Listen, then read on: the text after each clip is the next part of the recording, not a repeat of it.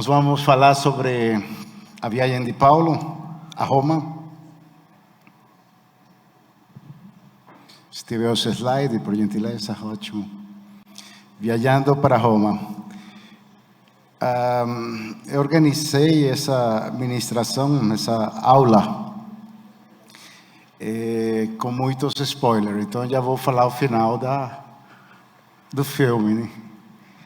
E qual é a mensagem que essa palavra nos traz? Que a vida é uma viagem. Então, nós vamos ver um pouco da vida de Paulo. Eu imagino que nós estamos numa viagem e, para a maioria de nós, se não todos nós, é uma viagem a serviço do Senhor, assim como Paulo. Então, nós estamos aqui numa viagem a serviço de Deus. Ao mesmo tempo, nós estamos numa viagem com um destino. Eu espero que todos aqui estejam com esse destino definido e garantido, que é o reino do Senhor. E nós vamos ver durante o decorrer da aula algumas preocupações que nós temos para nos manter nesse caminho. E como o pastor falou, teremos dificuldade nesse caminho. O que muda é como nós vamos enfrentar essa dificuldade e entender que está tudo na mão do Senhor. Esse é o objetivo da aula. Então,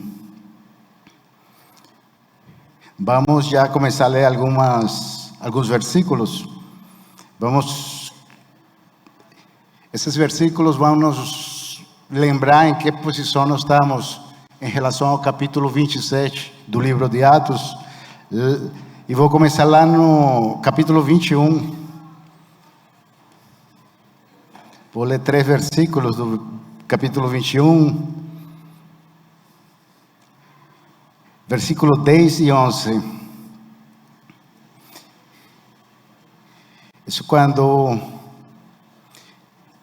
Paulo, ele terminou a primeira viagem missionária e ele volta a Jerusalém.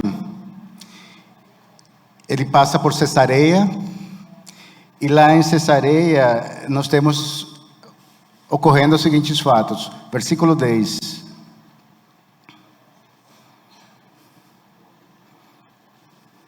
Demorando-nos ali alguns dias, veio da Judeia um profeta chamado Ágabo, que aproximando-se de nós, pegou o cinto de Paulo e amarrando com ele os próprios pés e mãos, declarou: assim diz o Espírito Santo, é isto que os judeus lá em Jerusalém farão ao dono deste cinto, para entregá-lo nas mãos do gentio.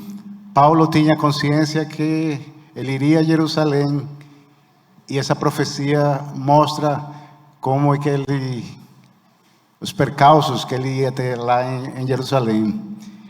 Mas não é a primeira vez que Paulo enfrenta desafios, e ele responde no versículo 13 do mesmo capítulo.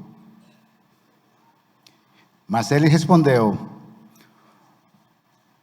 o que estão fazendo ao chorar assim e partir o meu coração?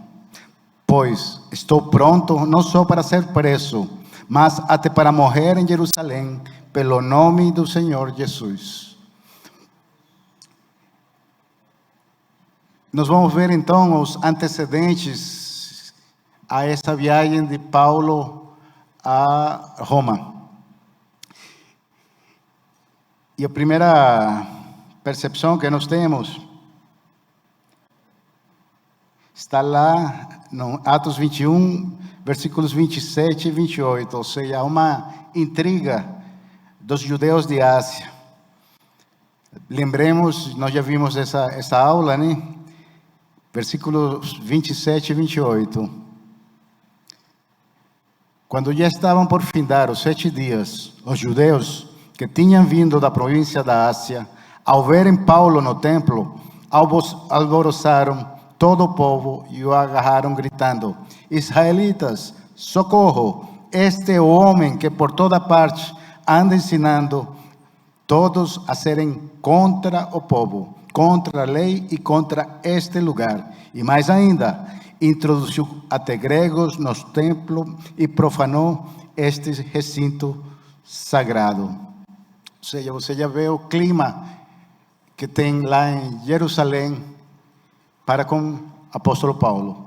E no versículo 30, nós vemos o tumulto que se forma lá no templo, né? Versículo 30, toda a cidade ficou em grave alvoroço e o povo veio correndo. Agarraram Paulo e o arrastaram para fora do templo e imediatamente as portas foram fechadas. E em Atos 23, 11, nós temos o encorajamento do nosso Senhor Jesus para com Paulo. O Senhor aparece a Paulo, versículo 11. Na noite seguinte, o Senhor, pondo-se ao lado do Paulo, disse: coragem, pois assim como você deu teu testemunho a meu respeito em Jerusalém, é necessário que você testemunhe também em Roma. Então, já estava, era determinação, era objetivo de Deus para com Paulo, que Paulo desse seu testemunho em Roma, que Paulo chegasse em Roma. Isso acontece conosco. Deus tem seus objetivos para conosco e às vezes os objetivos que Deus tem para conosco não são aqueles objetivos que nós achamos que nós deveríamos conduzir, mas nós temos que ter sensibilidade para perceber o que Deus quer de nós. Para que isso? Para quando a gente enfrentar dificuldades, entendermos que é propósito de Deus, entendermos como que a gente deve encarar aquela situação, para entendermos o que aquilo acrescenta nas nossas vidas. Essa aula, nós vamos verificar esse tipo de posicionamento que Deus quer de nós em relação a uma série de situações. Então, nós vimos aí os antecedentes dessa viagem, né? Ou seja, vários capítulos, do 21 ao 26, nos apresentaram o percurso que Paulo está fazendo. Próximo slide, nós vamos ver as circunstâncias nas quais foram feitas essas viagens. Nós vemos nas aulas anteriores que Paulo já começou o seu trabalho, aquilo que Deus tinha para com ele. Ele começou a discursar diante das autoridades. Eu imagino que isso já é um treino para o trabalho que ele vai ter lá em Roma. Verifique que ele está terminando a terceira viagem missionária. O que ele estava fazendo? Evangelizando, distribuindo a palavra aos gentios. E agora, quando vocês escutam Roma, na verdade, o César, estamos falando das autoridades de Roma.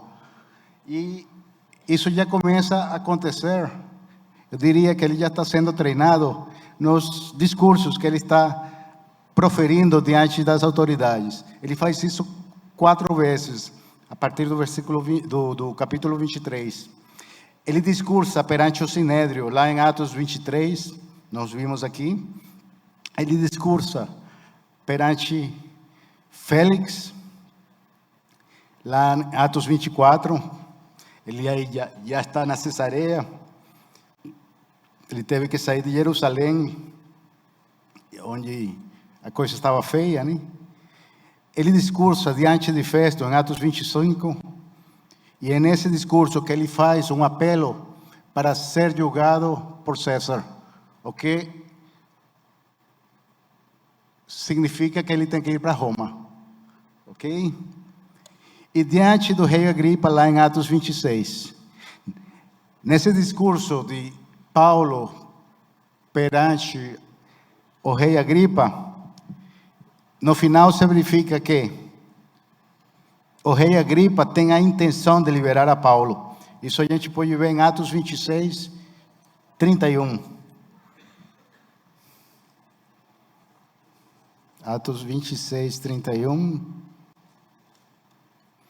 O rei Agripa fala: este homem não fez nada passível de morte ou de prisão. E nós vemos também o direito do apóstolo Paulo de ser julgado perante César, que é garantido pela sua cidadania romana. Está lá em Atos 26, 32. Então, Agripa se dirigiu a Festo e disse: este homem bem podia ser solto se não tivesse apelado para César. Nós vimos que Deus quer Paulo em Roma. Ele falou diretamente com ele.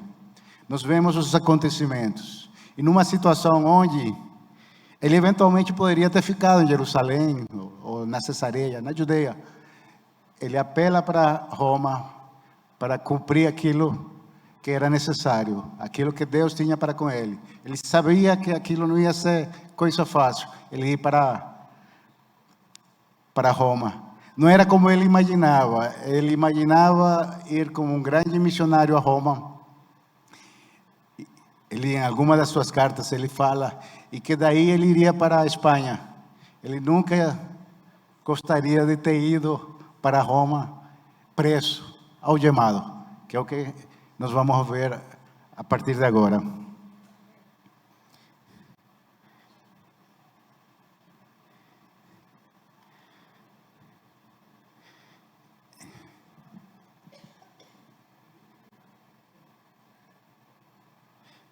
Eu fiz um mapinha, eu só fiz as bolinhas. Aquilo mostra a área do Mediterrâneo, o mar Mediterrâneo. Do lado direito de vocês, você tem a Cesareia, a partir de onde nós iniciamos a leitura de Atos 27. E aí ele mostra o percurso que ele faz, ele contorna Chipre, depois vai para Mija, lá na Lícia, hoje Turquia, vai para Creta. Lá em Creta eles têm dificuldade de sair, mas optam por uma operação lá, e daí ele vai para a ilha de Malta. Tudo isso para chegar lá em cima, em Roma.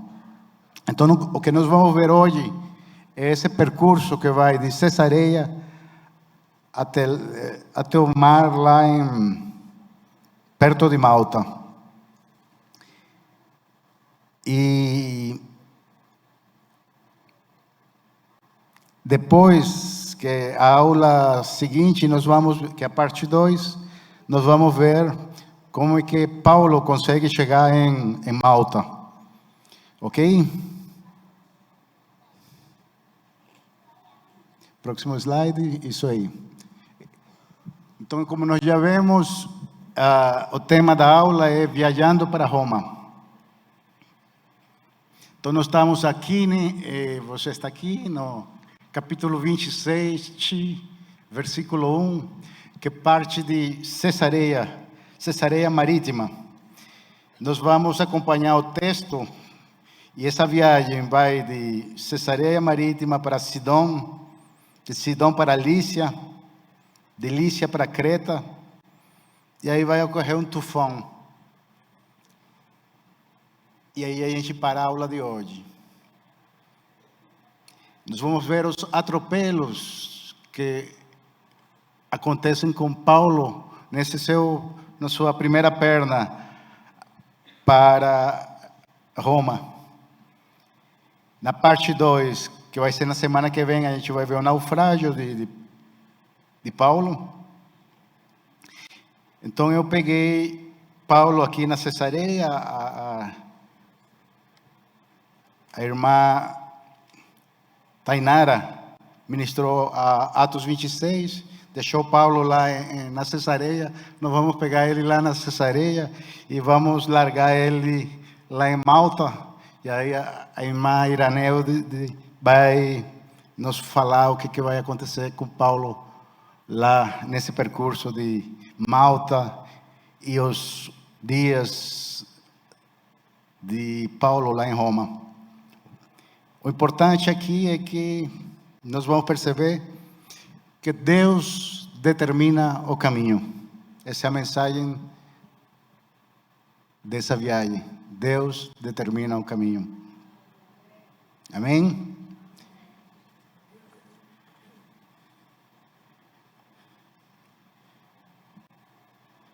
Aí, vamos ler então, iniciar a aula agora, né? Isso tudo foi nós estamos nos situando, né? As circunstâncias, de onde vem Paulo.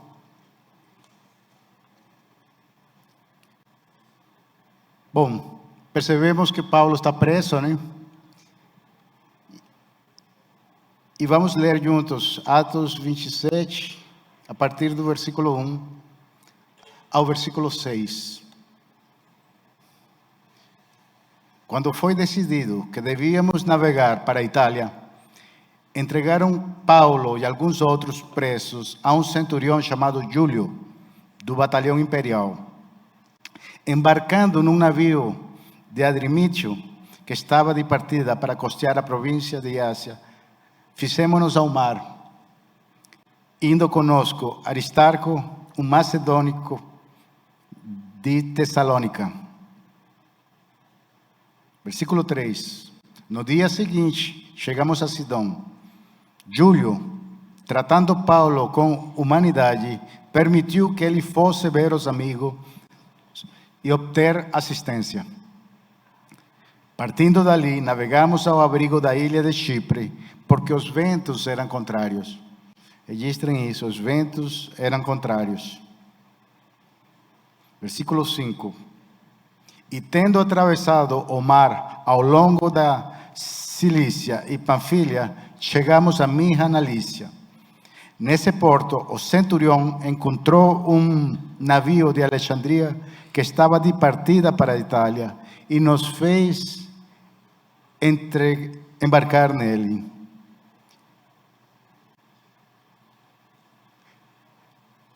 Próximo slide. Aí eu trouxe um mapa, vai ser difícil vocês lerem, mas isso aqui é a Turquia. Lá é onde se divide, para lá é Ásia, para cá é Europa, Istambul, e nessa ponta está Adrimítio, é uma cidade portuária, e de lá que vem esse barquinho onde Paulo está a caminho de Mira. E Mira fica aqui lá embaixo, também na Turquia, né? Então eles já passaram por Chipre. Ok? Só para vocês se situarem geograficamente. Vamos em frente. Próximo slide, por gentileza. Esse slide, ele nos mostra as embarcações que foram utilizadas. Até Mira, Paulo embarcou num navio mercante, esse aqui é da esquerda, um pouco menor, e depois continua o percurso num segundo barco mercante de origem alexandrino. Essa imagem nos mostra algumas características das palavras que são utilizadas no texto. Proa é a parte da frente do navio, popa é a parte de trás, remo e leme são instrumentos que são utilizados para ter controle do percurso do barco. Tem a vela grande, tem o troquete.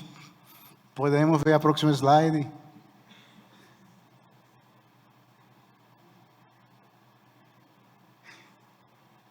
Aqui é um corte de um tipo de embarcação.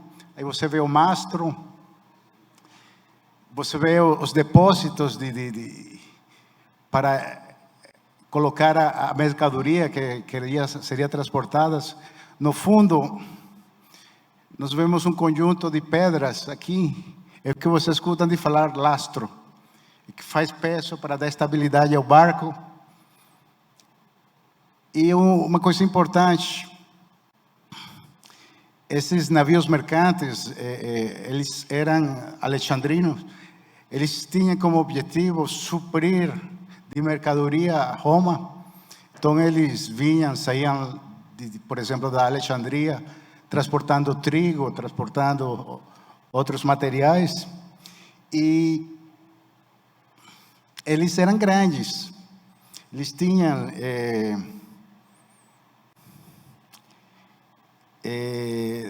transportavam 125 toneladas em média.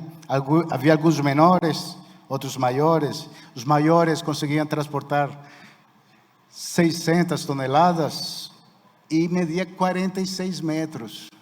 A gente acha que a civilização lá daquela época, 2000 anos atrás, né? 2000 não teria esse tipo de tecnologia. Sim, eles tinham. Isso é embarcação que se utilizava naquela época. Aí vocês vão ver lá na frente um número, 276 pessoas numa embarcação, que era um navio cargueiro, ou seja, não era feito para transportar pessoas, mas sim, cabia. Esses detalhes são importantes para a gente entender que o que está escrito na Bíblia é verificável. É claro que para nós não há necessidade de ter esse tipo de argumentação, mas para os incrédulos é importante ver que havia sim, o que está escrito na Bíblia tem toda a fundamentação, é tudo verdade e tudo inspiração de Deus. E aí nós temos um mapinha que nos traz para uma reflexão. O que nós temos aqui? Esses primeiros versículos que nós limos sobre a viagem de Paulo a Roma. Ele sai da Cesareia, né, onde ele foi ouvido pelas autoridades, e embarca naquele barco um pouco menor, um barco de transporte de mercadorias também. Vai até Tiro. Lá em Tiro, ele é permitido descer, visitar as pessoas. Depois ele continua e ele passa por Chipre. Ele só vê Chipre pela janela, né? Lembrando que Chipre foi o lugar onde Paulo iniciou a primeira viagem missionária. E aí ele passa pela Antioquia. Antioquia foi aquele lugar onde ele foi chamado por Barnabé para iniciar a sua pregação para com os gentios. E aí ele passa por Tarso, onde ele nasceu. Então, na realidade, esses primeiros versículos do capítulo 27 é uma retrospectiva daquilo que Paulo tinha vivenciado. E eu aproveito esse momento para a gente fazer uma retrospectiva em relação à nossa viagem. Uma retrospectiva, não necessariamente nós vamos fazer agora, mas é sempre interessante a gente fazer um balanço. Na minha viagem do serviço para com Deus, onde que eu estou? O que eu já fiz? Qual é o balanço? Nesses dias eu fiz um balanço da minha vida de fé e não gostei. Por isso que o balanço é importante. Imagine Jesus voltando agora e você sabendo que você vai prestar contas. E aí vocês vão falar, o que nós fizemos?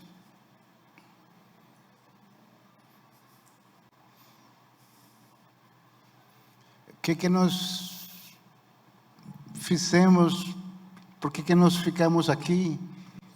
Somos embaixadores de Deus, somos. E aí, como exercemos essa representação aqui na Terra? A gente costuma fazer esse tipo de balanço no final do ano, né? Nós vamos estar aqui dia 31, dia 1º, se Deus quiser, se Ele não voltar até lá. E é importante, nesse texto, eu aproveitei o texto e fiz um balanço da minha vida espiritual. É claro que também fiz um balanço da minha vida normal, do trabalho, dos meus relacionamentos. Isso normalmente você faz numa etapa de transição. Eu estou numa etapa de transição. Eu só vou dar um exemplo. Eu virei brasileiro agora em junho. Eu mudei de volta aqui para Brasília agora em agosto. Eu comecei a estudar para concurso. Ou seja, eu estou tentando me afastar da vida empresarial. Eu estaria... semana passada era para ter sido ministrada essa aula. Tivemos um belo de um evento missionário, né? A maioria de vocês, acho que participaram, né? O pastor Calênio, o que me deu a oportunidade. Eu não ia ministrar a primeira aula, ia ser o co-líder do nosso ministério, o irmão Fabiano, mas coube a mim ministrar a aula de volta. Então ele me devolveu a aula. Tá? E por incrível que pareça, o que eu ia fazer eu ia fazer concurso. Semana que vem eu iria fazer concurso também. Então eu já tinha preparado o Fabiano para ministrar a próxima aula, né? Mas me ligaram que já fui aprovado e aí eu não vou fazer o próximo. Ou seja, Deus quer que eu ministre a aula de domingo que vem. Aí eu pedi, pô, Fabiano, desculpa, posso ministrar a aula do domingo que vem? E ele ficou um pouquinho chateado, mas tudo bem. Então vocês vão ver a continuação comigo aqui também. Mas eu acho que Deus quer que eu ministre essa aula, a ponto de me tirar do concurso que eu iria fazer. Tá? Glória a Deus. Uma das coisas que eu fiz muita nessa reflexão de vida e de transição, eu escutava muito o pastor Adenor falando que Deus falou para ele algumas coisas. Deus falou para mim, Deus falou para mim. Praticamente sempre que eu encontro com ele, Deus falou com ele. Eu achava isso muito estranho e ficava chateado. Puxa, por que Deus não fala comigo, né? Na verdade, Deus falava comigo. Eu que não percebia. Então, eu exorto vocês a perceberem que Deus está falando com vocês. Amém?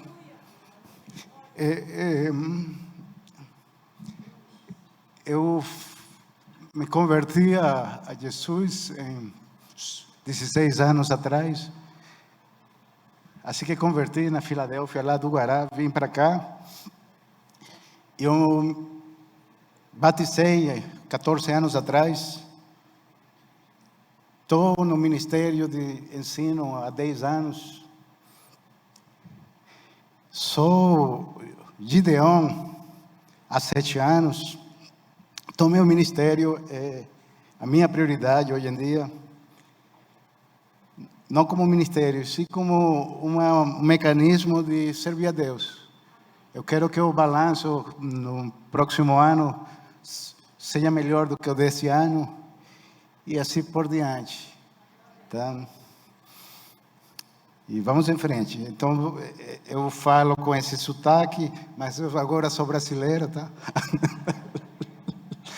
e vamos em frente.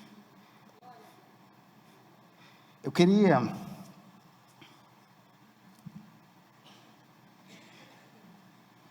que vocês entendessem o que aconteceu com Paulo nesse percurso, né? Nessa fase de transição, Jerusalém ficou para trás e Roma está lá para frente.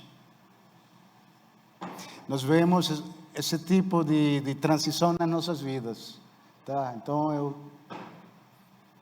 Itumbiara está lá para trás, Brasília está para frente. E os momentos de transição não são momentos de calmaria, não. São momentos de movimentação. Então, às vezes, a gente percebe que acontecem lutas nas nossas vidas, e essas lutas nos tiram da área de conforto. Muito provavelmente, aquilo é uma sinalização de que você não está transitando para um outro caminho. Está acontecendo alguma coisa na tua vida, e como as coisas que acontecem na nossa vida são de Deus, é sempre para melhor. Alguma coisa será construída em nós cada vez que nós estamos enfrentando essa mudança, essas aparentes perturbações. Vejam aqui no versículo 4, o que está escrito: partindo dali, navegamos ao abrigo da ilha de Chipre. Ou seja, eles estavam navegando, eles poderiam ter ido direto, né? Mas eles estavam se protegendo dos ventos contrários. Ou seja, a embarcação não foi enfrentar o vento que viria para chegar em Creta no primeiro momento. Nesses momentos de transição, nós sabemos que o vento pode estar contra. Nós sabemos também que, eventualmente, a gente pode naufragar. Mas a gente tem que estar atento e preparados para aquilo que Deus quer da gente. Mesmo em situação de ventos contrários, naufrágios. E uma questão importante é quem está conosco. Paulo não estava sozinho.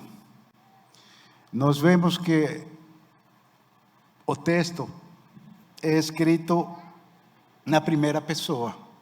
E quem escreve o livro de Atos?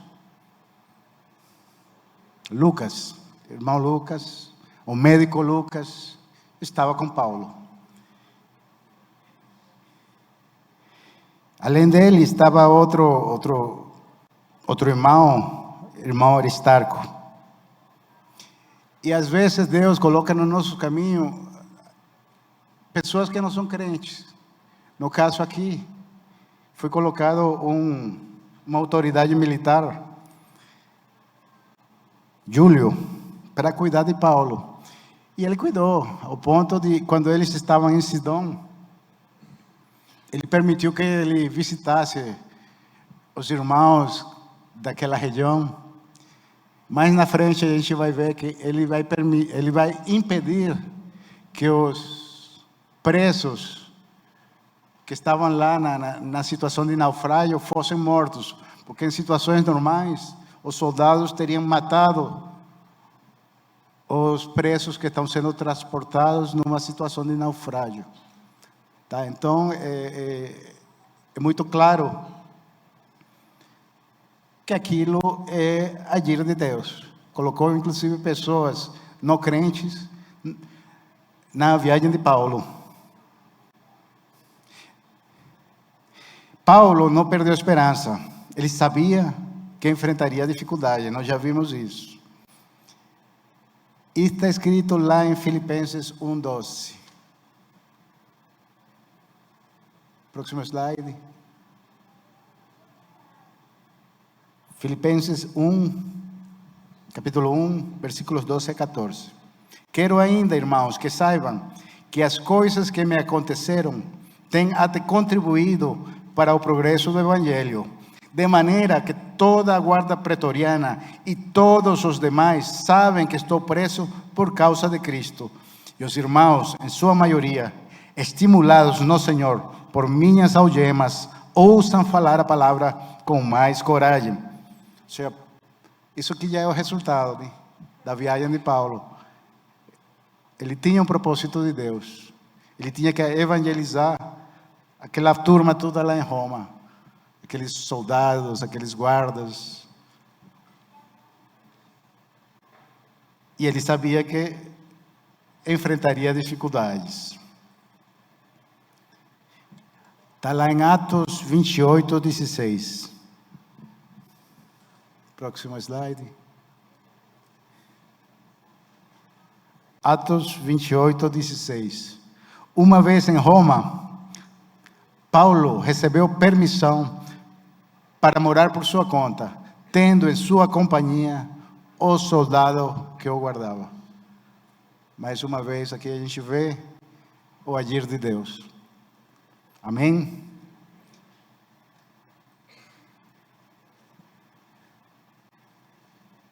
Continuemos então o texto de Atos 27, a partir do versículo 7. Navegando vagarosamente, muitos dias. Próximo slide.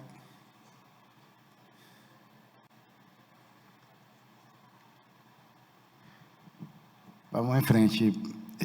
Atos 27, versículo 7.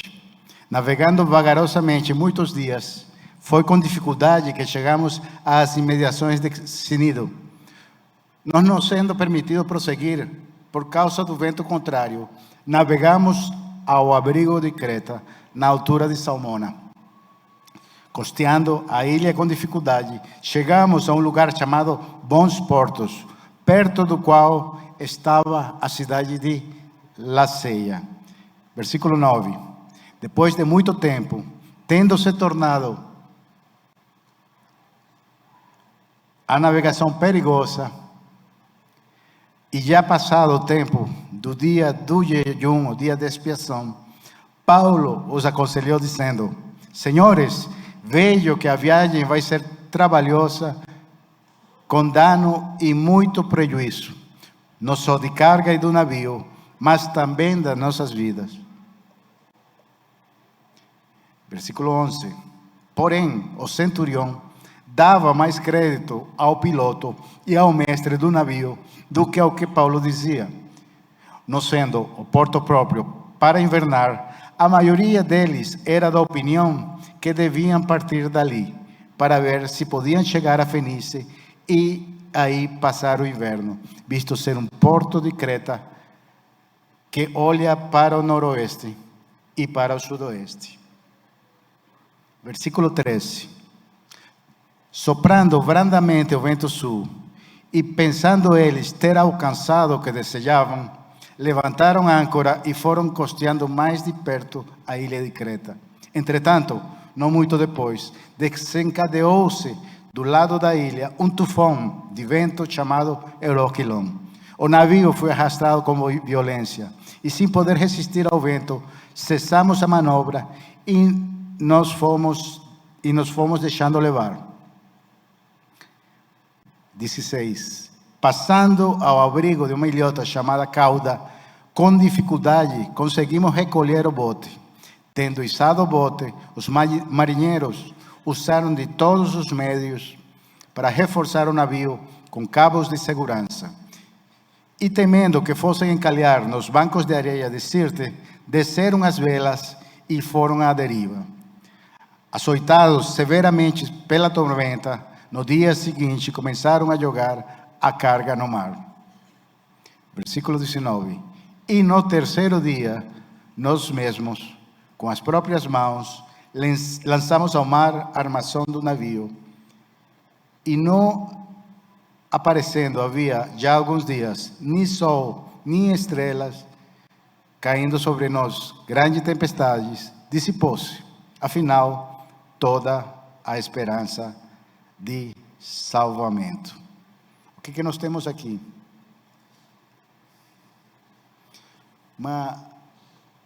descrição bem detalhada do perigo no mar. Vemos aqui o preparativo quase que para um naufrágio, né? Em detalhes.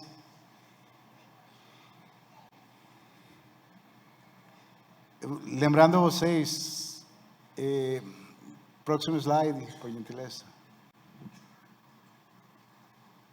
Nesse mapa que vai aparecer, vocês vão ver que eles pararam num lugar chamado Bons Portos. Vamos mudar o slide.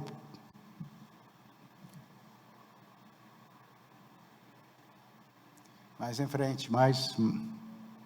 Aí, obrigado. Essa é a ilha de Creta. Eles estavam aqui em Bons Portos e decidiram fazer essa perninha, pequenininha, chegar a Fenice, porque lá as condições aparentemente seriam melhores. Vocês viram no texto que Paulo recomendou se manterem lá em Bons Portos. Pô, inclusive o nome é bom, né? Bons Portos. Mas o que nós vemos aqui? Ele não foi obedecido. Na verdade, Paulo não tinha controle da situação. Nem o texto aqui foi escrito por ele, foi escrito por Lucas. O centurião não deu atenção a ele. O capitão, o piloto, não deu atenção a ele. O mestre do navio não deu atenção a ele.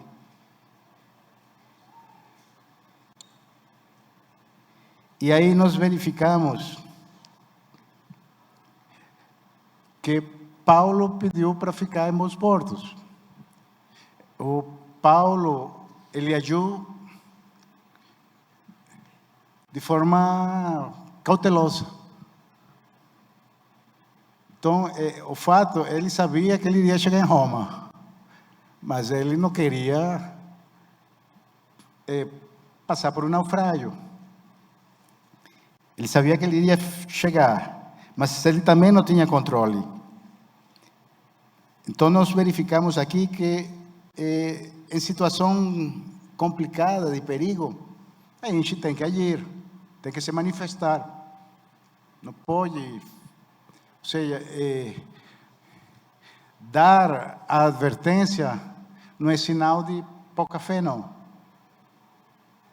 Em nenhum momento a fé é incompatível com o bom senso. Então, em qualquer situação na nossa caminhada, o bom senso deve prevalecer, mesmo a gente tendo fé. Então, eu não vou deixar de fazer os meus exames periódicos. O bom senso tem que prevalecer. Tá? Não é dessa forma que Deus quer se manifestar na minha vida. Ele quer se manifestar nas situações onde, de fato, haverá uma virada de caminho, onde eu preciso de um puxão de orelha, eventualmente. Nós vemos aqui também que a voz da maioria não é a voz de Deus. Então, a maioria entendeu que eles deveriam ir lá para Fenice.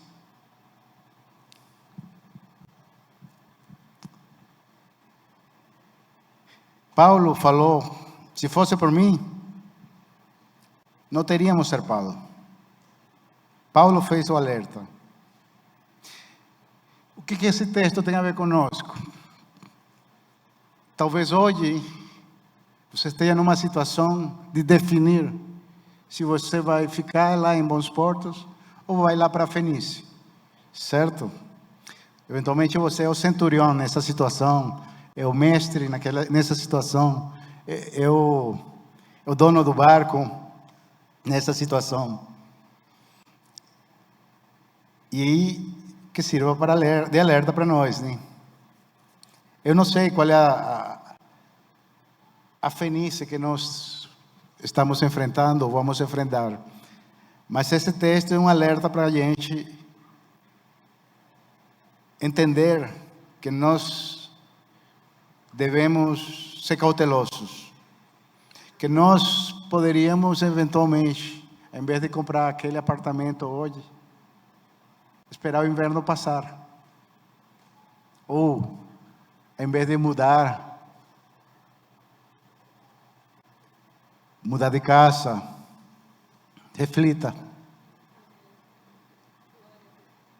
deixa o inverno passar.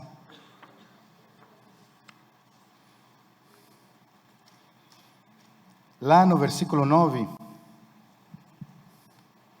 Atos 27, depois de muito tempo, tendo se tornado a navegação perigosa, e já passando o tipo de jejum, Paulo os aconselhou dizendo: Senhores, vejo que a viagem vai ser trabalhosa, com dano e muito prejuízo, não só de carga e do navio, mas também da nossa vida. Ou seja, nós temos que estar atentos quando alguém nos adverte de uma eventual situação adversa. Nós temos que ter os ouvidos abertos, principalmente quando é de uma pessoa de Deus. Paulo era uma pessoa de Deus. Então, Deus utilizou Paulo para dar essa advertência. E aí o que acontece quando você não atende aquela advertência? Vocês viram no texto. Vamos lá no versículo 11 de novo. 27, Atos 27, versículo 11. Porém o centurião dava mais crédito ao piloto e ao mestre do navio do que a Paulo. Não sendo porto próprio para invernar, a maioria deles era da opinião que deviam partir dali para ver se podiam chegar a Fenícia e aí passar o inverno, visto ser um porto de Creta que olha para o noroeste e para o sudoeste. Eles desobedeceram, eles não atenderam a advertência. Versículo 12, versículo 13. Soprando brandamente o vento sul, e pensando eles ter alcançado o que desejavam, levantaram âncora e foram costeando mais perto a ilha de Creta. Ou seja, além de não escutar a mensagem de Paulo, o pessoal entendeu que, olha, ele estava errado, olha que vento bom. E aí começa a viagem para Fenícia. Só que tem o versículo 14. Versículo 14 diz: Entretanto, não muito depois, desencadeou-se do lado da ilha um tufão de vento chamado Euroaquilon. Veio a fatalidade. Então, advertiu, não foi atendida a advertência, se entendeu que o início da viagem já demonstrava que não tinha nenhum problema não terem obedecido Paulo, e o perigo veio. E aí, depois do perigo, vem o quê? O prejuízo. Versículos 18 e 19. Açoitados severamente pela tormenta, no dia seguinte, começaram a jogar a carga no mar. E no terceiro dia, nós mesmos, com as próprias mãos, lançamos ao mar a armação do navio. Começou a jogar tudo fora. E aí vem o desespero. Versículo 20. E não aparecendo, havia já alguns dias, nem sol, nem estrelas, caindo sobre nós, grande tempestade, dissipou-se, afinal, toda a esperança de salvamento. Olha a situação. Eles jogaram tudo fora, arriaram as velas, deixaram que o mar os levasse para onde fosse. Ou seja, eles não tinham mais controle do barco. Estavam à deriva. A mensagem aqui é que nós devemos prestar atenção aos sinais que Deus nos dá. Quando eu falei que Deus não falava comigo, e que eu não percebia que Deus não falava comigo, exatamente isso, eu não percebia os sinais. E aí vocês falam, puxa, mas como é que eu faço para, de fato, ter uma comunicação boa com Deus? Bom, primeiro, estamos nesse caminho, é a Bíblia, né? Ler a Bíblia, orar. Então, cada vez que a gente se aproxima de Deus, a gente entende Deus, a gente começa a associar um fato com o outro e entender que sim, Deus está falando contigo, Deus está falando comigo. E isso leva tempo. Eu não sei se fui eu que demorei para perceber, né? Mas não acredito que muitos de vocês também devem ter demorado também para perceber que Deus estava falando conosco.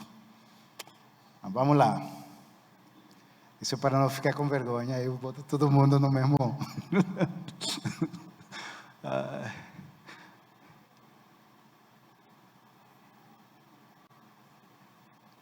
Então vamos, próximo slide.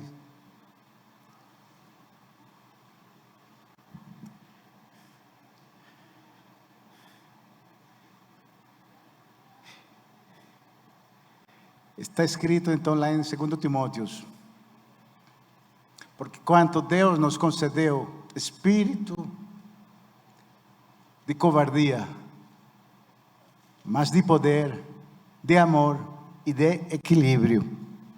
Então, nós não podemos ser desequilibrados, né? Mas também não podemos parar de agir. Em frente. Próximo slide, por gentileza.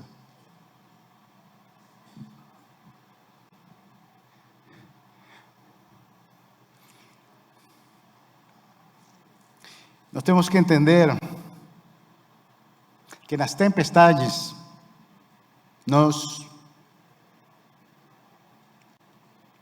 tempestade da vida, né? Nesse caminho, nessa nossa viagem, que é a vida, devemos olhar a Deus e não as circunstâncias. Está lá escrito em versículo 20 a 22.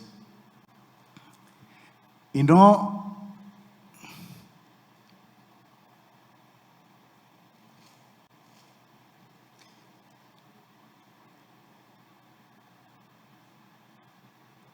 versículo 22, mais na frente.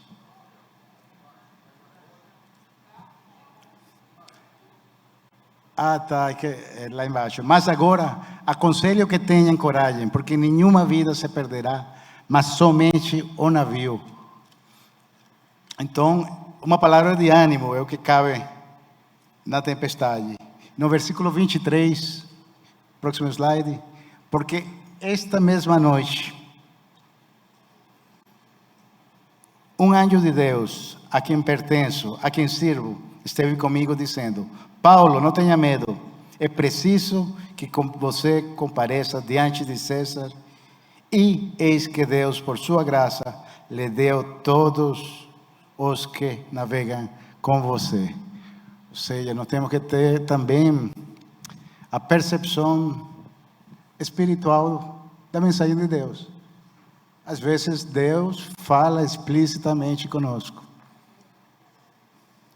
em sonhos, em palavra que surge,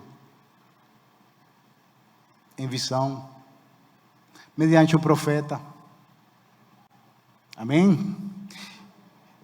Eu sou meio presbiteriano às vezes, né? Mas eu não consigo entender alguém que fale que o agir de Deus cessou, o agir do Espírito Santo cessou. Não, está aqui, há milagres no nosso dia a dia, o agir de Deus está no nosso dia a dia, e nós temos que ter sensibilidade para perceber isso.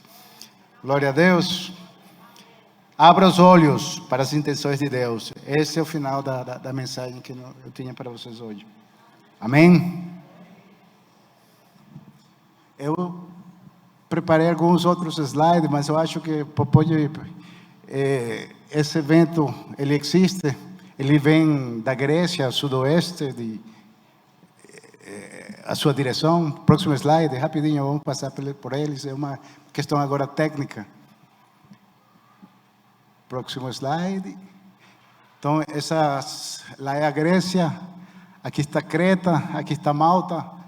O vento vinha nessa direção. É por isso que eles soltaram as âncoras, porque eles estavam com medo de o vento levar eles para cá, eles encalharem na África. E aí, na verdade, eles conseguiram de fato chegar a Malta. Próximo slide.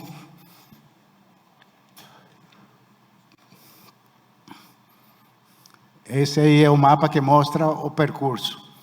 Creta, eles ficam à deriva, o vento vindo, e eles chegam aqui. É por isso que eles jogaram as âncoras, tiraram as velas, para que o vento não fizessem eles encalhar. Próximo slide. Esse é um barco de 40 milhões de dólares.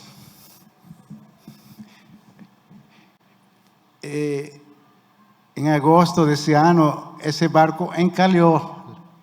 Pode ir em frente, encalhou lá na Sicília, lá perto de onde essas coisas acontecem. Ou seja, isso são testemunhos de que o que está escrito na Bíblia acontece hoje em dia. Mesmo com toda a tecnologia que nós temos, um barco de 40 milhões de dólares, 200 milhões de reais, ele sofreu, ele foi a pique por conta de um tufão. Próximo slide. E isso ocorreu não no meio do oceano, ele ocorreu pertinho da costa. Podemos ir em frente. Próximo slide. Esse é o bichinho. Eu, desde pequeno, quando eu tinha 16 anos, eu ia para Roma. Meu pai foi nomeado adido lá para Roma.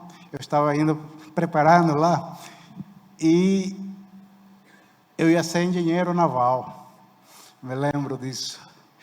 Aí deram uma contorno político e tiraram ele do posto de adido em Roma e mandaram ele para Brasília. Glória a Deus. Hoje eu não quero mais um barco, o meu barco é Jesus. É impressionante o que Deus faz. Vamos em frente. Mais um slide.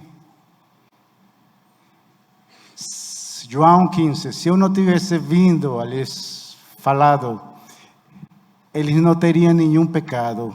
Mas agora não tem desculpa do seu pecado. Essa mensagem é uma advertência à nossa vida espiritual. Então, vocês que escutaram essa aula, conforme João fala, você não tem desculpa de não atender a nosso Deus naquilo que Ele se propõe para as nossas vidas. Lembre-se que essa mensagem é para mim, é para vocês. Eu não estou apontando o dedo, estou apontando para mim. E essa é a viagem que foi feita. E impressionante como, se vocês acompanharem as viagens de Paulo, ele fez umas 4 viagens nessa área. Isso relatado em Atos. Imagina, tem 3 naufrágios que ele teve, que a gente não tem o detalhe, nesse nível de detalhe que nós temos em Atos 27.